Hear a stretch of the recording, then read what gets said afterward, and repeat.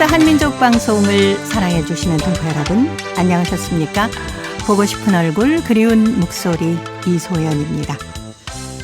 중국 동북 삼성에 살고 계시는 우리 동포들은 우리 민족의 문화는 물론이고요, 우리 말 또 글을 잘 지켜가고 계십니다.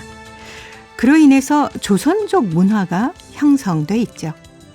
그런데 최근에 중국 조선족 표준어인 조선말을 풀이한 조선말 대사전이 출간돼서 관심을 끌고 있습니다. 이 사전은 지난 2010년에 출간이 됐던 조선말 표준어 사전을 증보한 것인데요. 이 사전을 보면은 우리 동포들의 언어는 물론이고 문화나 또 생활 양식 이런 것까지 자세히 알 수가 있습니다. 앞으로도 조선족 언어와 문화에 대한 연구가 더욱더 활발해졌으면 하는 바람이 듭니다. 나아가서 우리 동포분들, 우리의 말과 글, 문화도 잘 지켜가 주시기를 부탁드리고 싶네요. 자, 오늘 첫 곡은 송창식입니다. 내 나라 내 결에.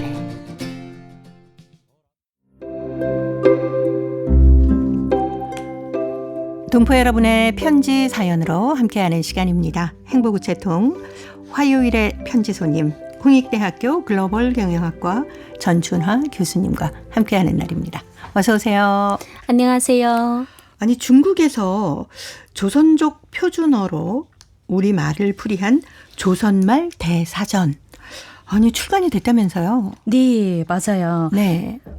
이게 조선말 대사전이 지난 2010년도에 이제 출간됐잖아요. 네. 이게 조선말을 할 수 있는 지역도 사실 많아졌지만 좀 조선족 학교에서도 또 어떻게 보면 다른 민족 학생들이 또 많이 들어오기도 하고. 그렇죠. 네, 왜냐하면 한중 수교가 많이 되면서 이전에는 무조건 영어만 배우는 이런 학생들도 이 한국에 대한 문화나 이걸 굉장히 좋아하는 친구들이 생겼어요. 아이돌 문화도 그렇죠. 있고, 네. 한국의 어떤 또 게임을 좋아하는 친구들도 있고 이러다 보니 네. 한국어를 굉장히 좋아해서 조선 사실 사전 대사전 옛날에는 조선 민족분들만 샀다면 지금은 연구 분야 분들과 그렇죠. 그다음에 이제 학교의 학생들, 네. 대학교도 모든 대학교에 거의 한국어 학과가 있거든요. 그렇죠. 이 한국어 학과 학생들은 네.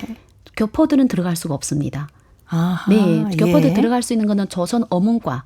조선 어문과를 가지고 있는 대학교 대부분 연변대학이나 네. 이제 필수 몇 개 대학 빼고는 없거든요. 그렇기 때문에 이 조선말 대사전은 사실 어떻게 보면 민족 언어의 보급 이것도 굉장히 많이 도움되고 네. 많은 분들이 지금 공부를 하고 있다 이렇게 봐야 됩니다. 네. 예, 아무래도 한류의 영향도 많이 받았을 것 같아요. 너무 많이 받죠. 저는 학교 다닐 때 네. 한류 영향도 있었지만 근데 제가 대학교 교수 금방 됐을 때 우리 학생들이 있잖아요. 네. 그때가 2000년 초반 때는 그 한국의 리닌지 그 게임이 엄청나게 유행을 하는데 네. 어린아이들뿐만 아니라 성인들까지 예. 너무 거기에 어떻게 보면 열광하다 보니까 네네. 출근할 때도 대학생을 불러다가 한 달에 지금 얘기하면 한 달 급여를 주고 네. 8시간 자기 근무 활동을 같이 놀아주는 거예요. 오. 놀아서 이게 등급을 예. 올리는 거예요. 네. 그러다 보니 한국 문화에 대해서 막 한국 차도 좋아하게 되고 한국의 어떤 그냥 이제 일반적인 우리가 생각하는 드라마나 이제 아이돌 문화가 아니라 네. 한국 자체가 한 개 브랜드. 그래서 백화점도 한국성 이렇게 하면 이게 그러면 브랜드가 손님이 됩니다. 많아지는군요. 네, 맞아요. 네. 예, 중국 동포들이 우리말을 쓰고 계십니다마는 한국에서 쓰는 우리말 이런 거하고는 조금 다른 부분들도 꽤 있지 않을까요? 예, 많이 있죠. 왜 그런가 하면 한국어 같은 경우에는 영어가 사실 너무 많이 섞였거든요. 네, 영어가 그렇긴 너무 많이 합니다. 섞이다 보니까 우리 조선말 중에 표준어에서 어떻게 보면 약간 북한말하고 조금 더 가깝다고 얘기해야 되나 톤은 다르지만 네. 최대한 조선말로 조선말 그 얘기를 하다 보니까 조선 분들도 조선 민족 분들도 중국인 중국 덮어 분들도 실제 대화할 때는 중국말이 너무 많이 들어가거든요. 한 네. 문장 안에. 예, 예. 정말 중요한 예를 들어서 아이스크림이 중국어로 쉐가오라면 나는 쉐가오 먹고 싶다. 이렇게 얘기를 네네. 합니다. 한국에서 어떻게 보면 나는 아이스크림 먹고 싶다. 근데 사실 조선말에서는 얼음 과자 이렇게 그렇죠. 단어가 있으니까 네. 그런 단어를 최대한 조선말 표준어로 사용할 수 있게 하는 거죠.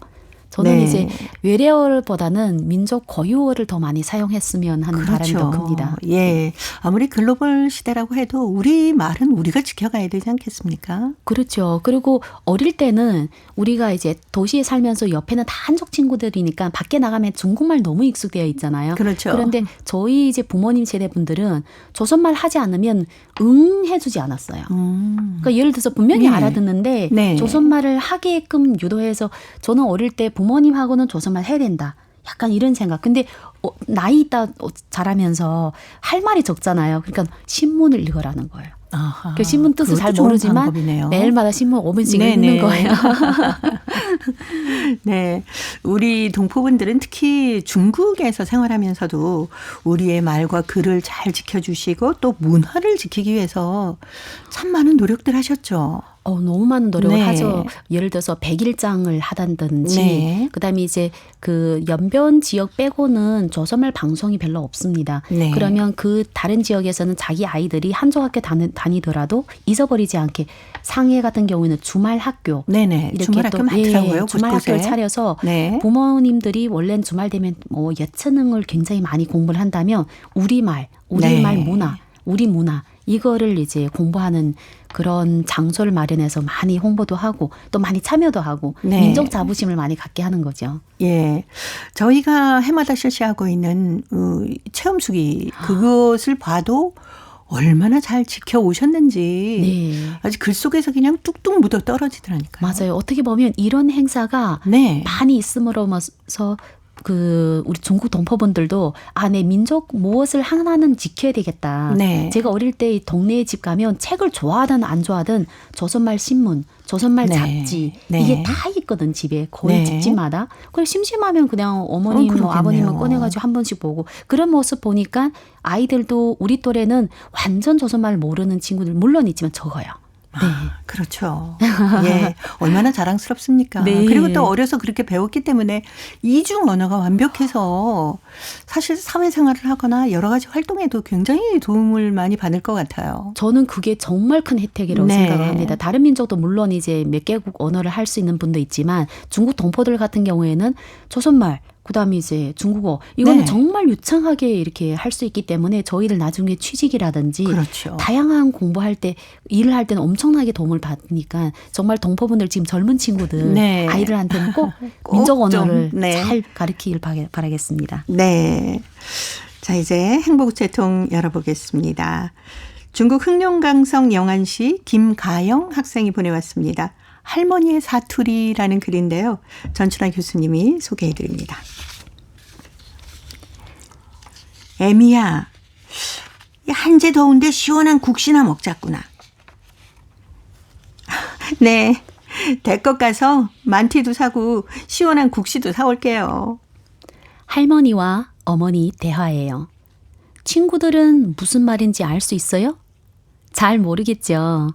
저도 할머니가 처음 우리 집에 오셨을 때만 해도 할머니 말씀을 잘 알아들을 수 없었어요. 아이고 가영아, 새경 어디 있냐? 와기 입어라. 오늘 한제 춥다. 할머니가 이런 말씀을 할 때면 외국어를 하는 것 같았어요. 그래서 나는 어머니한테 물었어요. 어머니, 할머니는 어느 나라의 말을 하시나요? 왜 어머니는 다 알아듣는데 난 알아들을 수 없나요? 그러자 어머니가 웃으며 알려주셨어요. 네가 못 알아듣는 게 바로 우리말 사투리라는 거란다. 옛날부터 사람들이 써오던 말이야. 그런데 지금 너네는 사투리는커녕 우리말도 잘하지 못하니까. 나도 모르게 고개가 숙여졌다. 내가 바로 그러하니까 어쩐지 할머니가 돌아가시면 소중한 걸 잃은 것 같은 느낌이 들었다. 그래서 나는 할머니가 계실 때 우리말 사투리를 배워두리라 마음먹었다. 그래서 잠만 있으면 다시 하겠습니다. 그래서 짬만 있으면 할머니와 대화했다. 할머니, 이 걸음아이 구멍 났어요? 꿰매주세요. 그래? 어느 쪽 걸음아이냐? 여자애가 왜 이리 살차냐? 이렇게 사투리로 할머니와 대화를 하다 보면 우리말 하기가 더 재미있고 감칠맛이 나는 것 같았어요. 마치 간이 하나도 없는 채소에 소금을 약간 집어넣었을 때의 그 짭조름한 맛일랄까? 그래서인지 오랫동안 보지 못했던 할머니지만 사투리로 더 가까워지고 더 친근해졌어요. 어른들이 왜 연변 소품을 즐겨보는지 그 이유를 이제야 알 것 같아요. 바로 연변 소품에서 우리말 사투리를 들을 수 있으니까요. 만약 사투리가 하나도 없는 소품이라면 사람들을 끄는 매력이 있을까요? 하루하루 기력이 떨어지고 있는 할머니처럼 점점 사라지고 있는 우리말 사투리, 우리말과 함께 그 빛을 잃어가는 것이 너무너무 아쉽고 가슴 아파요. 할머니, 오래오래 앉으세요. 제가 할머니 구수한 사투리를 오래오래 들을 수 있게. 네. 흥룡강성 영안시에서 김가영 학생이 보내왔던 할머니의 사투리였습니다. 여기서 연변 소품이라는 게 무슨 프로그램 이름인가요? 아, 네, 맞아요. 여기에서 얘기하면 약간 개그 콘서트 같은 그런 말로 하는 네. 코미디 프로그램 네, 맞아요. 같은 거요? 코미디 프로그램인데 네. 그 설정 그 있죠. 어떤 사유를 얘기하는데 웃기도 하고 울기도 하고 네. 근데 여기에 거의 사투리가 굉장히 많이 들어가 있거든요. 너무 재밌어요. 함께 재밌겠네요. 단막극을 보는 그런 느낌입니다. 예. 하긴 처음에 이 편지 제가 소개해 드릴 때도 이게 무슨 소리지? 막 정말 저도 모르는 단어들이 꽤 있던데요. 저도 그 연길에 네. 처음에 갔을 때는 연변 말을 듣는데 모르는 그러니까 알아들을 것 같은데 네. 확실하지 않는 것들이 너무 그렇죠, 많았거든요. 그렇죠. 너무 재밌어요. 근데 말을 네. 하는 것이 중국은 그러지 않아도 동북 삼성 사람들이 말을 재밌게 하는데 네. 근데 그 말 재밌게 하는 중에 사실 사투리가 너무 많이 들어갔기 때문에 재밌거든요. 그렇죠. 중국말은. 네. 근데 연변말이 바로 그런 거예요. 동포들 사이에서도 연변의 소품들이 왜 인기가 있는가 하면 연변 소품 안에 그 즐거움이 사투리가 너무 많이 끼어 있어요. 그 처음에는 저도 이해가 안 됐어요. 네. 사람이 웃으면 같이 웃었거든요. 네네. 나중에 이해되니까 너무나 재밌는 거예요. 그렇죠. 네. 여기서 한제 더운데 하면은 한참 덥다, 많이 덥다, 뭐 이런 뜻이겠죠? 그렇겠죠. 저는 국시 이런 건 알아요. 국수, 국시는 색경. 국수죠. 색경, 네, 거울. 네. 네. 가르마이가 가르마이는 뭔가요? 거르마이가 그 뭐지? 거르마이? 그 주머니. 주머니. 네. 만티가 만두인가? 아무튼 글쎄요. 대껍 가서는 빨리 갔다 온다 이런 뜻이겠죠. 네. 대껍. 그리고 뭐 와늘 좋아해요. 뭐 이렇게 너무너무 좋다는 거를 와늘 이런 말을 쓰는데 너무 네. 생동감이 있어요. 네. 그거 저 처음 들었어요. 저는 이제 연변에 가서 그런 말 많이 듣거든요. 네. 그리고 이제 마지막 끝에 그렇제 이런 말을 많이 하거든요. 네. 처음에 말을 빠를 때는 제가 조선말을 잘 못했기 때문에 아마 동포분들은 쉽지는 아마 듣는 게 더 쉽겠지만 저는 이 째째째가 너무 저도 처음에 막 따라하는 네. 거죠. 그렇지. 뭐 이거는 네. 경상도 사투리거든요. 그런가요? 네. 아무튼 처음에 갔을 때는 조선말을 전체적으로 간판도 조선말로 되어 있고 지나가는 분들이 다 조선말 하게 되니까 네네. 저는 제 동네 살 때도 있었어요. 그런 분들. 근데 지나가다 들으면 너무나 친근감이 되는데 네. 연변 가면 한족말 하는 사람보다 조선말 하는 사람 더 많잖아요. 그렇죠. 처음에는 밖에 나가서 돌아다니는 자체가 기뻤어요. 나랑 비슷한 사람 이렇게 많구나. 네. 막 감동되고. 여기서 할머니가 이제 춥다, 와기 입어라 하는 것은 그 위에 위에 자켓을 얘기하는 옷, 예. 웃옷 네, 같은 거 이제 와기 두툼한 웃옷을 입어라라는 것 같으네요. 연변의 사투리랑 저희 동네 사투리랑 좀 일부가 비슷한 게 많습니다. 네. 제 기억에 우리 또 거울을 색경이라고 얘기를 색경이라고. 네, 색경 얘기하고 색경이라는 게 거울의 옛말이거든요. 이건 예, 사투리가 아니라 국수를 먹으라 아니라 국시를 이렇게 얘기하고 국시 얘기도 맞아요. 하죠. 그러니까 보면 경상도 지역의 사투리, 또 전라도 지역의 사투리, 네. 함경도 지역의 사투리, 이 사투리가 몽땅 다 옮겨가지 않았습니까? 맞아요. 그래서 그게 뒤섞이면서 재미있는 얘기들이 많았던 것 같습니다. 그렇겠죠. 아무래도 이주를 할 때 네. 물론 이제 한 지역 분들이 와서 같이 더 많이 살고 있지만 네. 또 이게 보면 다른 지역도 오고 이렇게 오고 하다 보니까 많이 섞이기도 하고 또 이게 그 사투리 안에 지혜가 있거든요. 그럼요. 이 사투리 한마디로서 네. 사람들이 울고 웃고 하는 걸 보면 그 짧은 시간에 소품을 보는데 사람이 막 그 마음이 올라갔다 내려갔다 하면서 웃음을 네. 엄청 웃어서 눈물 나기도 하고 또 너무 슬퍼서 눈물 나기도 하고 그렇기도 하죠. 그래서 생각해 보니까 스토리만 재밌는 게 아니라 그 사투리가 한 몫을 한 것 같습니다. 네. 그래서 저는 사투리를 갖다가 뭐 고쳐서 쓰자 이러는 거 별로 찬성하지 않아요. 사투리는 사투리만의 어떤 네. 정겨움이 있지 않습니까? 맞아요. 저도 한국에 왔을 때 그 물론 이제 서울의 표준어를 이제 뉴스나 네네. 뭔가 방송들 때 너무 좋은데 그 구수한 맛은 지방에 있는 사투리가 예, 있죠. 사투리를 딱 얘기하면 뭔가 이 사람은 믿음이 가는 사람 좀 또 정이 많을 것 그리고 같은. 이제 정이 네. 많아서 쉽게 다가갈 수 있고 표준어를 네네. 완벽하게 할 때는 거리를 약간 두는 그런 느낌이 좀 들거든요. 예. 너무 세련되니까 아, 그런가요? 예, 좀 그런 건 있어요. 그래서 오히려 저는 사실 경상도, 전라도 그 TV에서 처음에 들었을 네. 때 너무 좋은 거예요. 왠지 순박하고. 예. 예. 근데 이제 경상도는 약간 세더라고요, 말투가. 그런 게 있습니다. 네. 와그라노 뭐. 맞아요. 근데 익숙해지니까 네. 이거는 그런 뜻이 아니라 그렇죠. 예, 정말 좀 정이 좀 많다. 네. 네. 근데 지금도 이런 사투리, 지방의 사투리나 방언 듣는 걸 굉장히 좋아합니다. 예. 그러니까 서울에서 이렇게 생활하시다가 같은 고향 분들 만나면 약속이나 한 것처럼 자기네 그 사투리로 막 얘기를 그렇죠. 하시잖아요. 네. 그 모습도 참 정겹더라고요. 네. 김상진의 노래 준비했습니다. 고향 사투리. 동포 여러분의 따뜻한 사연으로 아름다운 추억을 만들어 드립니다.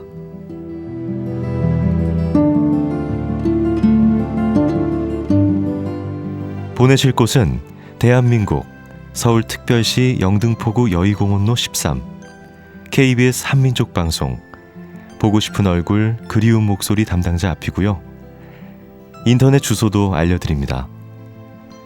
KBS 홈페이지 www.kbs.co.kr에 접속하신 다음 라디오 한민족 방송 보고 싶은 얼굴 그리운 목소리를 순서대로 클릭하신 다음 청취자 참여 코너에 글을 남기시면 됩니다.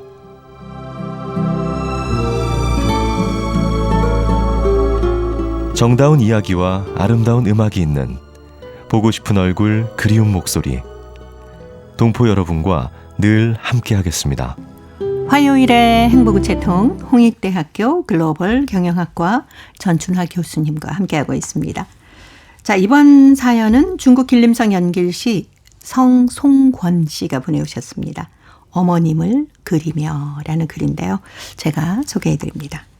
나의 어머니는 성은 진주 강씨이고 위로 넷 오빠를 두고 있어. 귀한 막내딸로 애지중지 사랑받으면서 자랐다. 어찌 보면은 성격이 조폭하고 병마에 시달린 아버지에게 시집와서 우리 6남매를 낳아 키우면서 모진 고생을 담담히 이겨냈으는 모습만이 철없던 기억 속에 남아있는 게 아닐까 싶어 깊은 자책감과 함께 사무치는 그리움에 빠져들곤 한다. 우리는 맏 누나 하나 밑으로 형제만 5이었다. 누나가 일찍 시집을 가고 모두 사내라서 집안일은 손대는 흉내도 없었다. 게다가 천식으로 시름시름 말던 아버지까지 완전히 드러눕다 보니 바깥일 집안일 할 것 없이 모두 어머니 혼자서 도맡아 하셨다. 목구멍이 포도청인 시절이었다. 어머니는 이른 봄부터 밭을 가꾸고 감자, 호박, 닥치는 대로 심었다. 식량이 떨어지는 5월이면은 나무 재를 소수레에 싣고 15월이 떨어진 오지 공장에 가서 팔고 친척집을 찾아가 수수쌀이나 강냉이를 바꿔서 가을에 햅쌀이 나오면 백미로 갚아주면서 보릿고개를 용케 넘겼다. 1973년 내가 중학교를 다닐 때 어느 무더운 삼복철이었다. 어머니가 아침상을 물리고 생산대 콩밭 기름 매러 나가시면서 날씨가 무더워 점심밥을 갖고 가면 쉴 수 있으니까 네가 오전에 하학하면은 갔다가 다오 하셨다.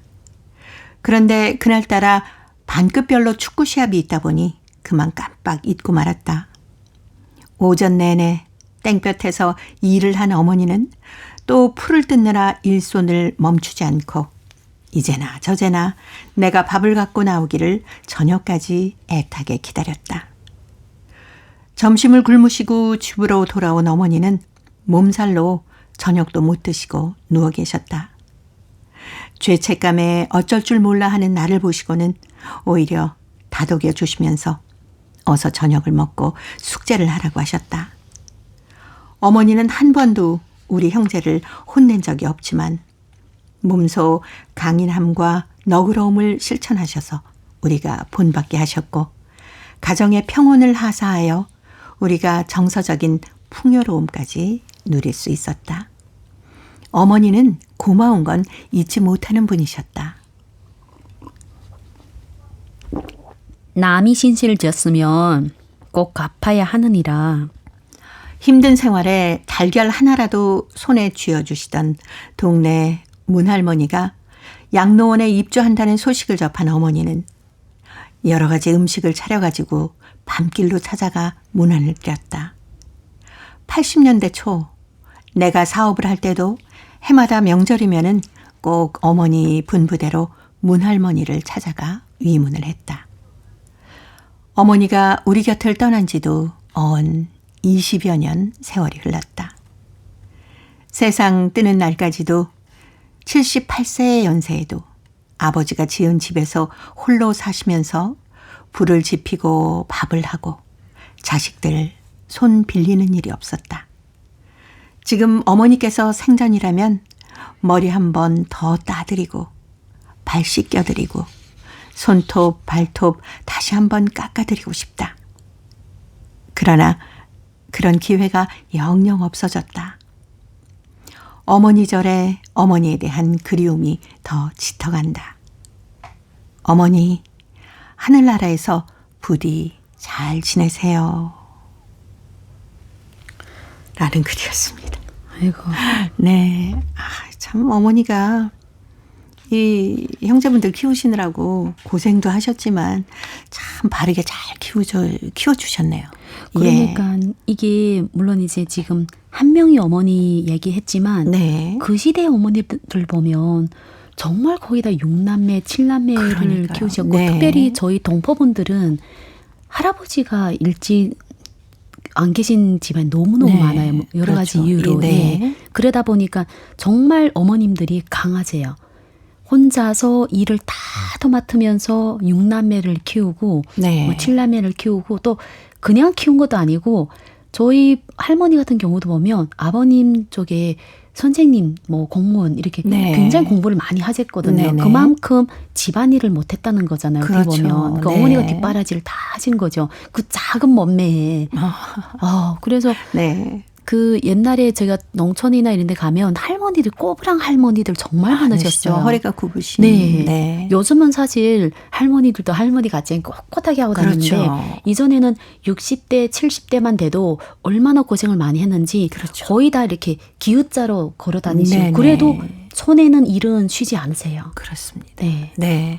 허리가 굽으실 수밖에 없잖아요. 허리 한번 펴지 못하고 계속 일을 하시니까. 가만히 있지는 않는 거죠. 네. 낮잠 주무시고 이런 게 아니라 정말 제가 어렸을 때 이미 생활이 어느 정도 피었잖아요. 그런데도 몸에 그게 배인 거죠.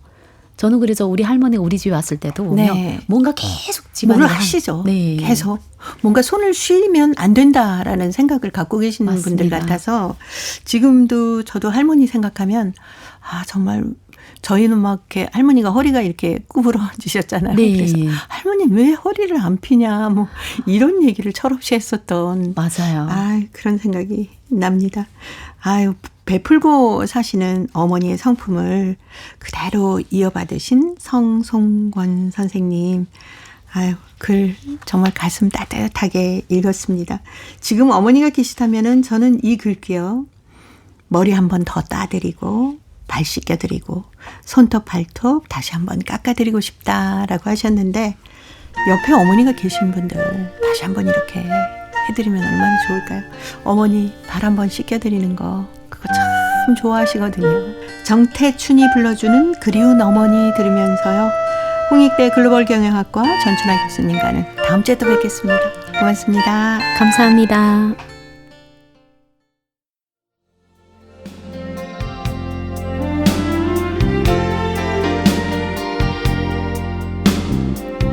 KBS 한민족 방송은 7천만 온결어의 꿈을 담습니다.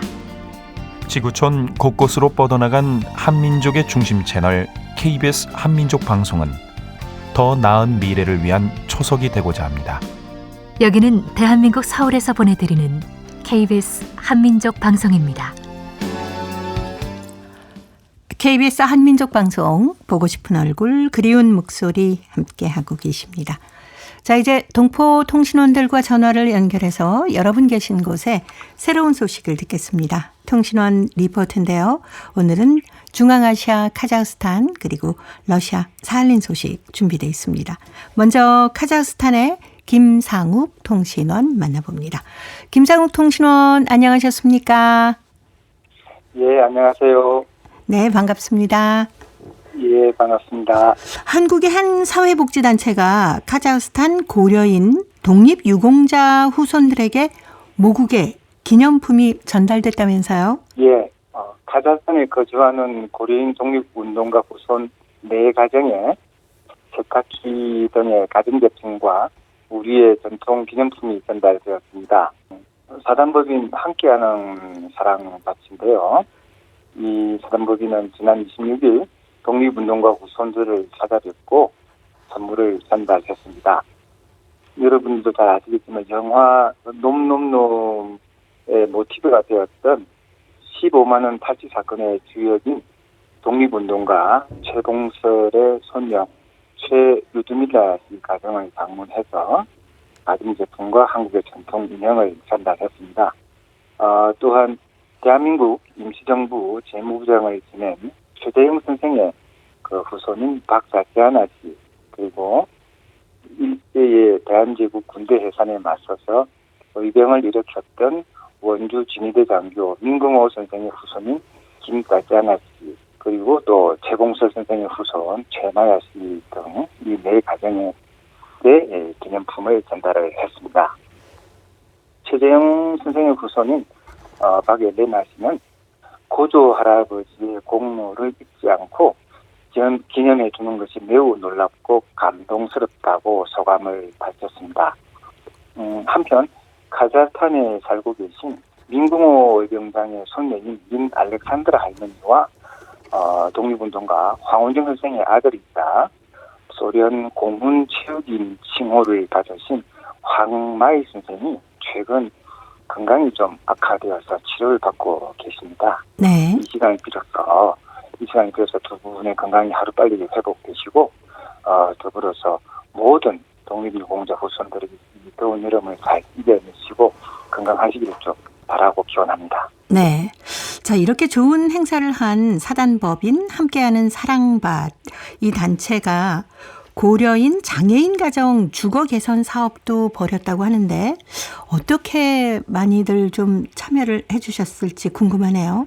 예, 이들은 알마티 고려민족중앙회로부터 추천받은 카자흐스탄 고려인 장애인 2가정에 대한 주거 거주 환경 개선 사업을 진행을 했습니다. 주택에 거주하는 장애인 가정은 지붕 교체와 벽체 수리 등 주택을 통째로 리모델링을 해드렸고요. 이번 주거 개선 사업의 수혜를 보게 된 고려인은 교통사고로 30년간 자리에 누워 생활하는 손 에리게이 씨와 또 매성마비 딸을 두고 50년 된 낡은 집에서 생활하는 자신도 장애인이신데요. 네. 예브게니아 씨였습니다. 고려인 장애인 가정 주거 개선 사업에는요, 충북 주거복지협동조합원 10명과 또 카자흐스탄 현지의 딸티구르간 폴리테크니카 칼리지 건축과 학생 10명이 함께 참여했습니다. 이들은 불볕대위가 계속되는 가운데도 낡은 지붕을 뜯어내고 새 지붕을 얻는 등 약속한 날짜에 맞춰 집 수리를 마무리하기 위해서 아주 구슬땀을 흘렸습니다. 네. 폴리테크니카 칼리지의 다우렌 교수는 이번 봉사활동을 통해서 한국의 건축 안전교육 체계를 접해볼 기회를 갖게 됐다라고 또 말을 했습니다. 네. 자, 오늘 카자흐스탄 소식 여기까지 듣겠습니다. 김상욱 통신원이었습니다. 소식 잘 들었습니다. 예, 감사합니다. 네, 고맙습니다. 이어서 러시아 사할린으로 가봅니다. 배순신 통신원 만나보겠습니다. 배순신 통신원 안녕하셨습니까? 안녕하세요. 반갑습니다. 네, 반갑습니다. 유즈노 사할린스크시에 있는 체홉 책 문학미술 박물관에서 사할린 동포 화가의 전시회가 열렸다고 하는데 어떤 분의 전시회입니까? 네, 지난 1일 사할린솜 체홉책 문학미술 박물관의 800들의 도시 갤러리에서 조성용 화가의 개인전이 열렸습니다. 이번 전시는 조성용 사할린 화백의 눈으로 보는 세상이라는 제목으로 진행되고 있습니다. 이번 전시를 연 사할린솜 체홉책 박물관의 이카테리나 시르사와 관장은 조성용 화백의 창작을 높이 평가하고 그가 사할린 예술 전문대 디자이너 학과장으로서 30년의 교직록을 감사 인사를 하였습니다. 조성용 화백은 어떤 분이십니까? 네, 조성용 화백은 1960년생이고요. 요선사칼린스 출신입니다. 이르쿠스크 예술전문대학교와 블라디보스토크에 있는 극동예술대학 회화과를 졸업했습니다. 1994년부터 러시아 화가동맹 회원이고 러시아 연방문화부 사할린 문화부를 비롯 여러 표창장 수여자입니다. 그리고 이번 전시에는 작가가 최근 7년간 그린 그림 28점이 출품되었는데요. 전시에는 풍경 그림이 많았습니다. 유럽 나라들, 사할린솜, 러시아, 크림 등 풍경은 다 달랐습니다. 특히 체르노고리아 풍경, 베네치아 도시 한 거리 장면 등 눈을 굴고 있었습니다. 조성용 화백은 몇 년 전에 주명수 화백과 사진전으로 한국을 다녀왔는데 서울의 한 골목을 배경으로 하고 주명수 화백을 그리기도 했습니다. 네. 자, 오늘 사할린 소식 여기까지 듣도록 하겠습니다. 배순신 통신원이었습니다. 소식 잘 들었습니다. 네, 감사합니다. 네, 고맙습니다. 유즈노 사할린스크 시티몰 쇼핑센터에 위치한 사할린섬 체홉 책 문학미술 박물관에 화백들의 도시라는 갤러리에서 조성용 화백의 개인전이 열리고 있습니다. 조성용 사할린 화백의 눈으로 보는 세상이란 제목인데요. 이 전시회에는 작가의 최근 7년간의 그린 그림 28점이 출품돼 있다고 하네요. 그는 그동안 사할린 예술 전문대 디자이너 학과장으로 30년간 교직 생활을 했다고 합니다. 1960년생인 조성용 화백은 이르쿠츠크 예술전문대학교 또 극동예술대학 회화과를 졸업을 하고요. 1944년부터 러시아 화가동맹 회원으로 활동을 하고 있습니다. 러시아 연방문화부 사할린주 문화부를 비롯해서 여러 표창장도 받았다고 하는데요. 특히 이번 그림은 풍경 그림이 많았다고 그래요. 이번 전시는 8월 말까지 열린다고 하니까요. 사할린 지역에 계시는 분들은 한 번쯤 들려보셔도 좋을 것 같습니다. 자, 이제 퀴즈를 통해서 대한민국의 역사와 문화까지 배울 수 있는 퀴즈 한마당 이어드리겠습니다.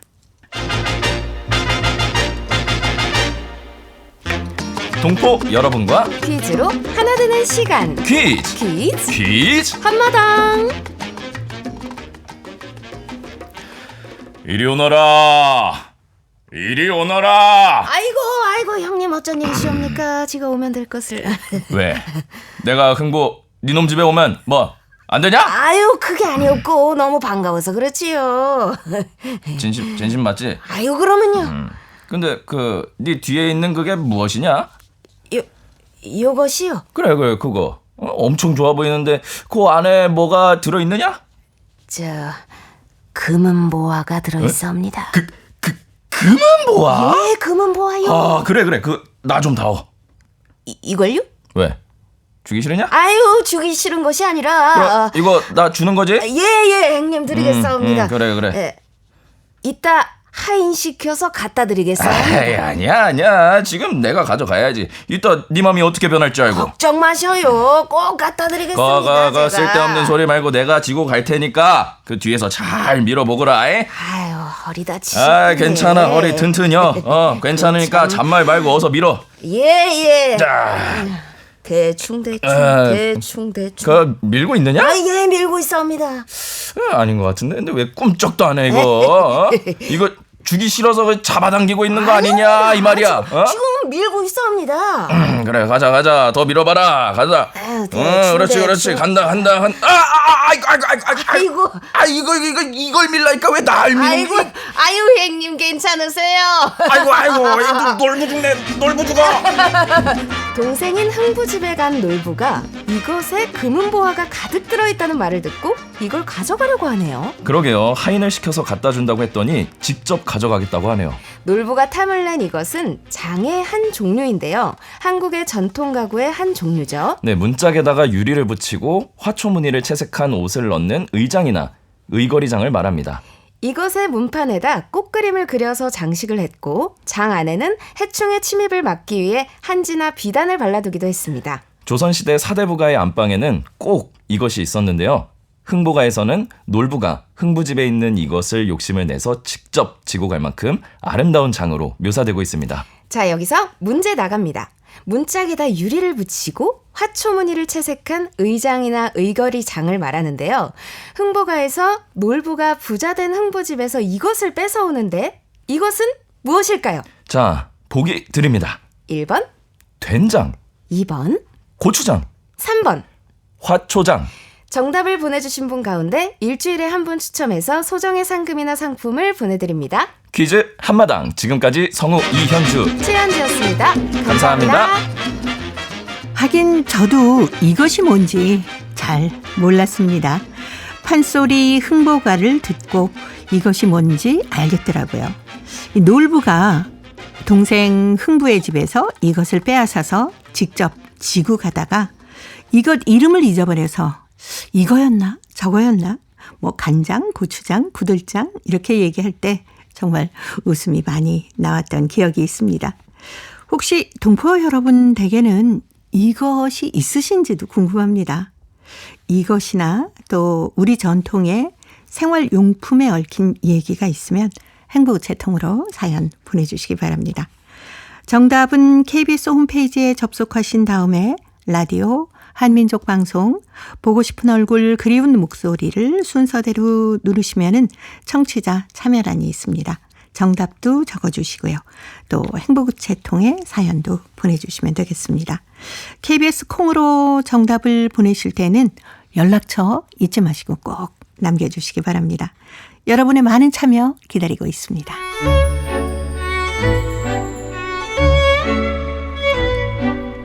고려인들의 역사를 재조명하고 그들의 삶의 애환을 살펴보는 시간, 고려인 이야기. 사단법인 고려인 마을 역사유물전시관의 김병학 관장님 전화로 만나보도록 하겠습니다.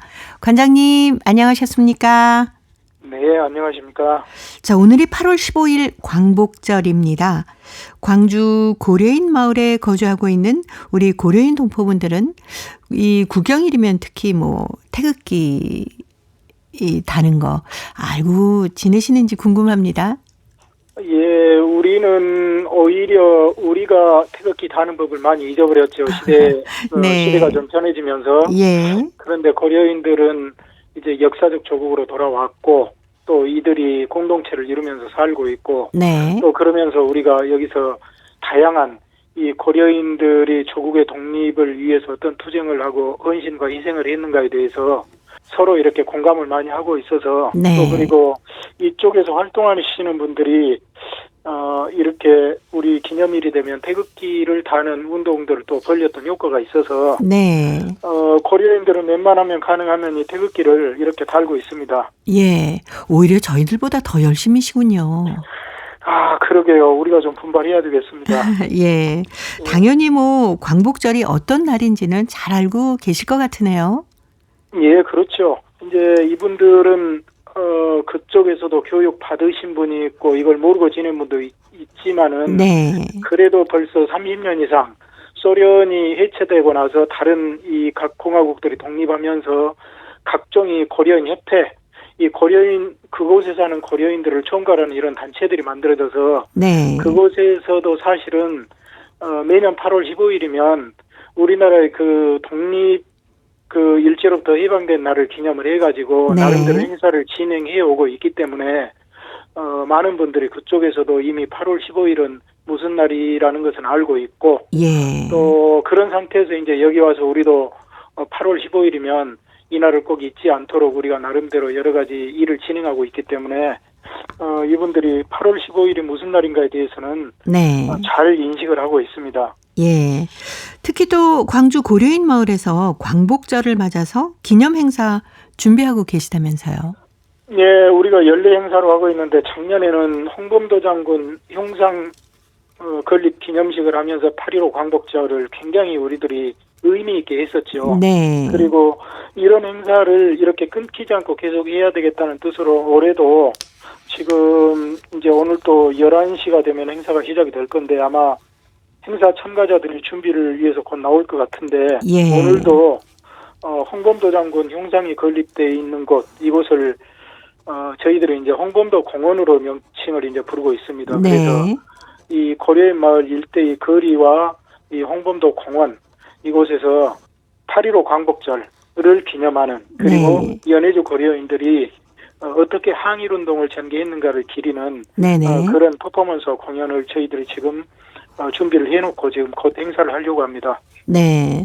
고려인 마을에서 추진하고 있는 역사 마을 1번지 조성 사업이라는 게 어떤 겁니까?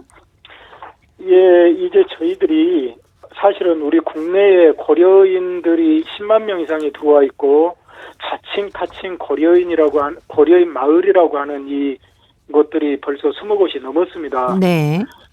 그렇게 이제 돼 있지만은 우리가 여기에 제가 지금 몸담고 있는 월곡 고려인 문화관이 있어서 고려인들의 역사 이런 것도 지금 알려주고 있고 홍범도 장군 흉상도 세워서 항일 의지를 우리가 표명하고 있고 이런 여러 가지를 진행하면서 고려인들의 어떤 그 애국 정신과 독립 정신 그들이 또 이룩해 놓은 높은 이런 그 차원 높은 문화 예술 이런 것을 이런 정신을 우리가 잊지 말고 이곳에 재현을 하자 해가지고 이곳을 역사 마을 1번지로 우리가 명명을 해가지고 예. 이곳에 고려인들의 어떤 강제 이주 역사를 우리가 기록하고 네. 다양한 그 스토리를 발굴하고 그래서 여기를 이 지역의 골목의 문화로 우리가 부활시키고 그래서 우리 민족이 잊지 말아야 할 역사로 각인시키는 작업 이것으로 해서 저희들은 광주 지역 이 교육기관과 문화기관들하고 연계를 해서 이곳을 역사 교육 문화 특구로 아마 그 지점까지 이렇게 나가도록 노력을 하면서 네. 고려인의 역사 문학과 이곳의 인문학이 바탕에 깔려서 여러 가지 체험 프로그램을 진행할 수 있는 곳으로 저희들이 그걸 목표로 좀 하고 있는 게 역사마을 1번지 조성 사업입니다. 네. 특히 또 고려인 마을 극단에서 봉오동 전투를 재현한다고 하셨는데 잘 모르시는 분들 혹시 계실까 봐 봉오동 전투에 대한 설명을 간단히 좀 부탁드립니다. 예, 봉오동 전투는 우리가 일본의 나라를 빼앗긴 이래 네. 우리 항일 독립 그 의병이나 또는 항일 이 독립운동 단체들이 그러니까 여기는 비정규군이죠. 네. 이런 단체들이 일본 정규군을 상대로 대승을 거둔 첫 번째 그 역사적인 사건으로 이 이후로 우리 고려인들과 해외에서 항일 독립운동하는 분들이 아주 크게 거기에 고무돼 가지고 독립운동에도 헌신했던 그런 계기를 만들어준 사건인데 1920년 6월 6일에 일본군 월강 추격대라는 그러니까 그 전에 우리 독립군들이 자꾸 두만강을 건너서 일본군의 어떤 일본군들이 모여 있는 어떤 장소나 이런 지점들을 공격을 했는데 그것을 네네. 아예 길을 꺾기 위해서 아예 자기들의 국경을 넘어서 중국까지 건너와서 이렇게 월강 추격대로 섬멸을 하려고 했는데 반대로 홍범도 장군이 그는 대한 독립군단이 네. 봉오동으로 패한 척해서 유인을 해서 유인 작전에 거기가 말려 들어갔죠. 그래서 거기서 일본군 대대 병력을 우리가 섬멸했던 아주 우리 역사의 독립항쟁사의 길이 남을 사건이 바로 봉오동 전투입니다. 네. 이 봉오동 전투를 재현한다는 거 어떻게 하실 계획이세요? 예, 여기 고려인 마을 극단의 그 단원들이 있고요. 저희는 네. 또 작년에도 홍범도 장군 형상 건립 그 기념식을 8월 15일에 거대하게 치르면서 네. 또 그때도 저희들이 재현 행사를 했고 또 올해 3월 1일에도 그와 비슷한 여러 가지 행사를 진행하고 있거든요. 그래서 네. 사실은 지금 제가 지금 몸담고 있는 고려인 역사유물 전시관과 여기서 조금 떨어져 있는 홍범도 공원 네. 그것까지 지나가는 길에 이 우리 고려인들의 그 문화기관들이 많이 지금 집중해 있습니다. 네. 그래서 여기를 지나가면서 당시에 독립군 복장을 한 이런 그 배우들과 네. 나름대로 이렇게 당시에 봉오동 전투를 이렇게 퍼포먼스로 재현하면서 공원에서 기념식을 치르면서 그때 제대로 다시 한번 관람객들에게 이렇게 보여주는 그런 행사로 저희들이 진행을 합니다. 네. 고려인 동포들이 뭐 거의 다 참여하시겠네요. 예, 고려인 동포들은 많이 참여하죠. 예. 그리고 3월 1일과 더불어서 8월 15일에는 네. 고려인들이 이 행사에 아주 대대적으로 참여해서 같이 몸소 체험하는 그런 날입니다. 고려인 이야기 오늘은 광복절을 맞아서 광주 고려인 마을의 광복절 행사에 대한 얘기 나눠봤습니다. 다음 주에 뵙겠습니다. 네, 감사합니다. 네. 사단법인 고려인 마을 역사유물 전시관의 김병학 관장님이었습니다. 클라인넛의 독립군가 들으면서 저도 인사드립니다. 함께해 주신 여러분